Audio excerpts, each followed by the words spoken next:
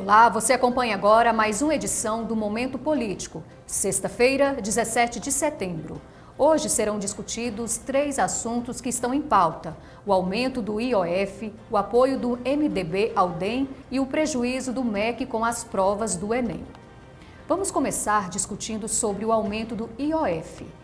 Convido agora o comentarista político Wilson Silvestre para fazer uma análise em relação ao que tem sido discutido nos últimos dias, que é sobre o decreto que o presidente Jair Bolsonaro editou para alterar as alíquotas do imposto sobre operações de crédito, câmbio e seguro, ou valores imobiliários, o IOF. Olá, Wilson. As alíquotas valerão no período entre 20 de setembro de 2021 e 31 de dezembro. E como que fica a classe média? Bom, Raquel, como você bem disse, a situação, mais uma vez, da classe média penalizada aí com imposto, ela que já vem sendo sacrificada aí por conta dessa falta de políticas públicas do governo Jair Bolsonaro, agora vai pagar essa conta. O que significa isso?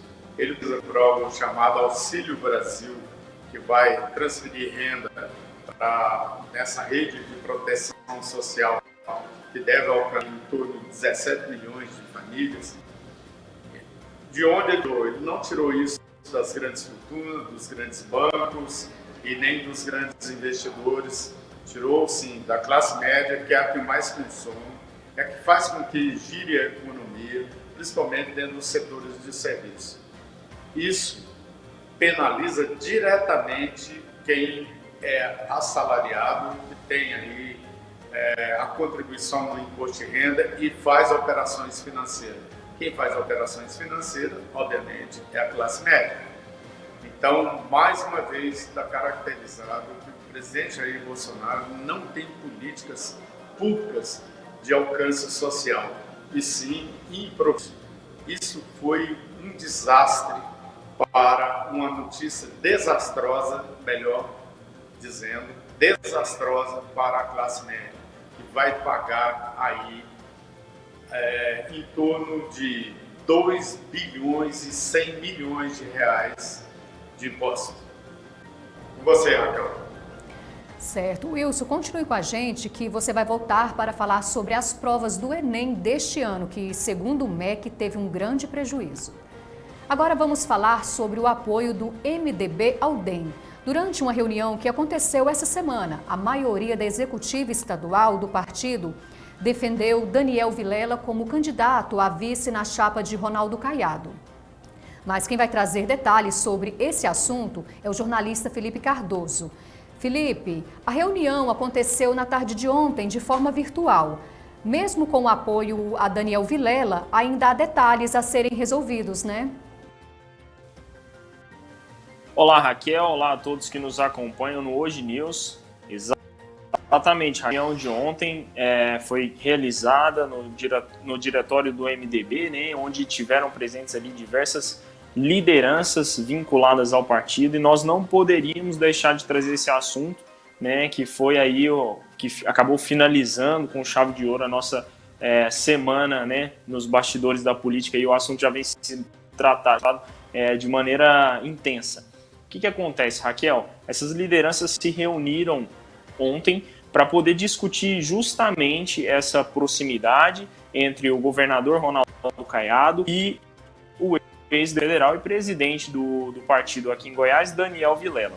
Ficou acordado, então, que Daniel irá, de fato, aceitar o convite do governador Caiado para poder compor essa chapa no ano que vem em seu projeto de reeleição.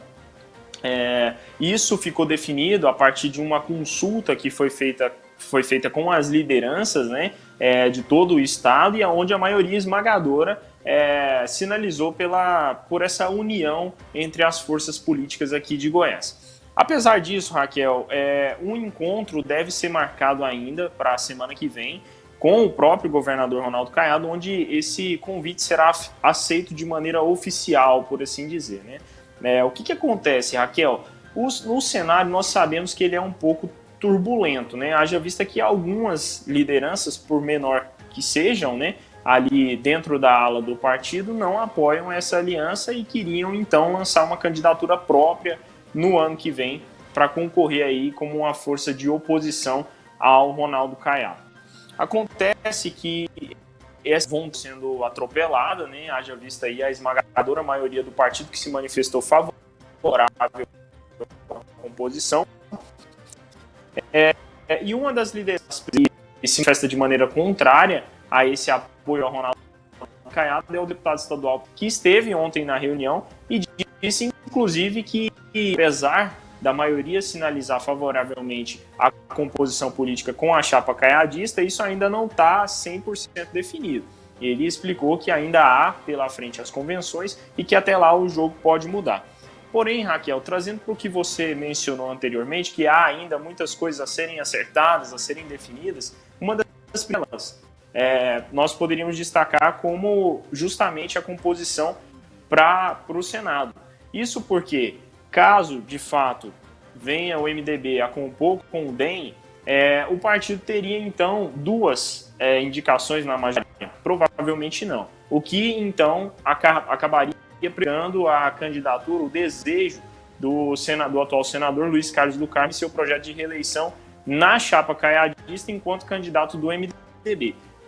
Mais discussões que devem ser findadas mais para frente, como o governador já pontuou. Tivemos um problema com a transmissão com o Felipe, mas vamos mudar de assunto agora. Vou chamar o Wilson para falar sobre o Enem. Durante a entrevista, o ministro da Educação disse que jogou o dinheiro na lata de lixo com os estudantes que faltaram à última edição do Enem. Wilson, segundo o ministro, foram gastos 300 milhões de reais com provas, logísticas e impressões. O que você tem a dizer sobre a declaração do ministro? Bom, Raquel, é isso mesmo. O ministro da Educação, Milton Ribeiro, fez uma revelação bombástica na quinta-feira, 16, sobre os gastos que teve com as provas do MEC, entre impressão, logística, distribuição, e isso foi em função da abstenção da maioria dos alunos, com a perda considerável, isso sai do bolso do contribuinte, que já está acharcado aí com impostos e com a crise econômica provocada pela Covid. Então, foi uma notícia assim, que nos deixou entristecidos. Ou faltou planejamento adequado, eu acredito, piamente pelas informações que eu colhi, que houve, de uma certa forma, uma avaliação inadequada do MEC, porque nós estávamos em plena pandemia, esses estudantes não estavam preparados e, obviamente, não iriam para uma prova sem nenhum conhecimento, simplesmente por participar. Então, a falha não é dos estudantes. Desculpe, ministro, mas o senhor deu um tiro no pé com essa afirmação. Não é culpa dos estudantes. Em plena o MEC tinha que ter avaliado isso, porque estudantes sem acesso às provas, informações, como é que eles iam comparecer numa prova importante para a sua vida escolar e para o seu futuro profissional, se não estava preparado? Isso competia ao MEC ou adiar, ou pelo menos comunicar, e a comunicação foi falha. Infelizmente, mais uma atrapalhada desse governo do Jair Bolsonaro, que tem nos entristecido aí com essas bobagens e essa falta de planejamento, inclusive com algo importantíssimo, que é a educação brasileira. Sem uma boa educação, não existe bons profissionais, não existe desenvolvimento. É isso, Raquel? E o exame realizado em meio à pandemia em salas com ocupação superior à prometida teve um número grande de abstenção, mas devido à pandemia. Agradecemos a participação dos jornalistas Wilson Silvestre e Felipe Cardoso, que contribuíram com o momento político desta sexta-feira. Outras informações você pode acompanhar no portal O Hoje. Até a próxima edição.